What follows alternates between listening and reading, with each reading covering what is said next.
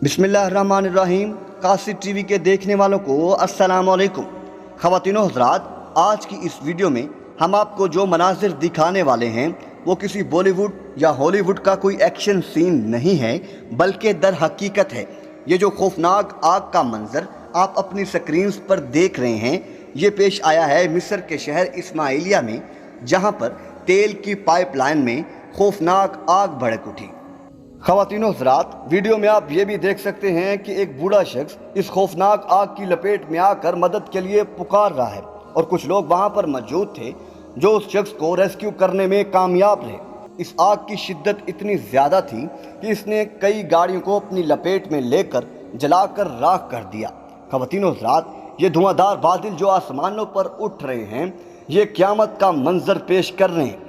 ख़वातीनो हज़रात, आग की शिद्दत इतनी ज़्यादा थी कि रेस्क्यू को इस पर काबू पाने में कई घंटों लगे।